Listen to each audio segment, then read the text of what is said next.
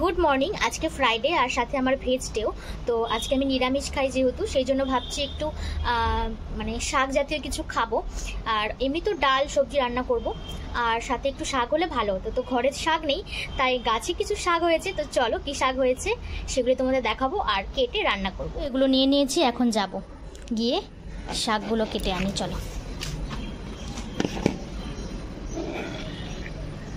তো দেখো, আমাদের গাছে কিছু পালং শাক হয়েছে। তো ঘরেই যেহেতু আছে, বাইরে থেকে কেনার কি দরকার, তাই না? তো এইটুকু শাকে তোমরা হয়তো ভাববে এইটুকু শাকে কি হয়ে যাবে।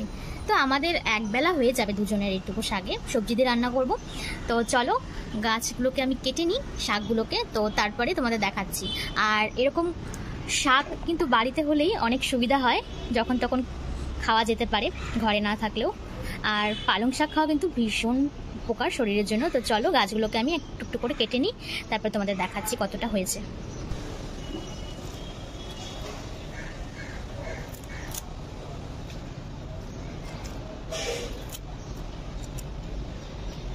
গাছটাকে এবং পাতাগুলোকে সব কেটে নিয়েছি, আর দেখো এতটা হয়েছে। একজনের জন্য তো পারফেক্ট হয়ে যাবে, আমি একাই খাবো জন্য এইটুকু আমার জন্য একদম পারফেক্ট। এখানে আমি একটু লাগিয়েছিলাম পালং শাক, সেই জন্য অল্পই হয়েছে। আসলে একাই খাবো সেই জন্য আর বেশি লাগাইনি। তো পরে চেষ্টা করব, আমার না গাছ লাগাতে ভীষণই ভালো লাগে, পরে চেষ্টা করব আরও বিভিন্ন ধরনের গাছ লাগানোর। আর একদিন আমি তোমাদের দেখাবো আমার ব্যালকনিতে কি কি গাছ আছে।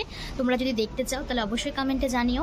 তো বাড়িতে গাছ লাগানোর এটাই সুবিধা আমার, যখন প্রয়োজন তখন আমি যদি বাজারে যেতে না পারি, তাহলে বাড়ির গাছ থেকে কিন্তু সেগুলো প্রয়োজনীয় জিনিসগুলো আমি নিয়ে নিতে পারি।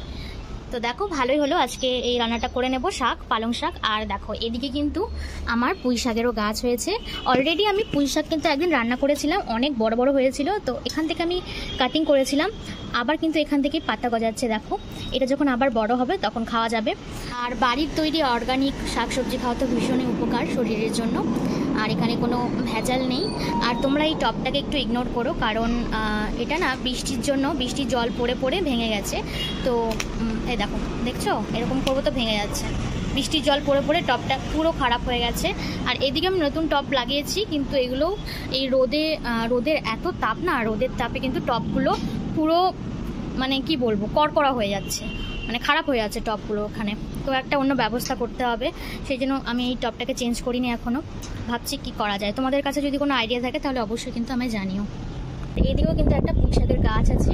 তো এটাতে না মানে সেরকম পাতা আসে না, কারণ সামনে রেখেছি গাছটা, সেই জন্য ভীষণ এইখানে মানে আমি তো 4th ফ্লোরে থাকি, ভীষণই হাওয়া আসে এখানে, যার জন্য গাছগুলো না ভীষণ নষ্ট হয়ে যাচ্ছে আর কেমন হলুদ হলুদ হয়ে যাচ্ছে। এখানে অনেকটা রোদ আসে আর প্রচণ্ড হাওয়া, যার জন্য এখানে পাতা হতে অসুবিধা হয়। সেই জন্য আমি এই সাইডটাতে না কম গাছপালা রাখতেই পছন্দ করি, মানে যেগুলো আমার খুব একটা প্রয়োজন নেই সেই গাছগুলো এখানে রাখার চেষ্টা করি।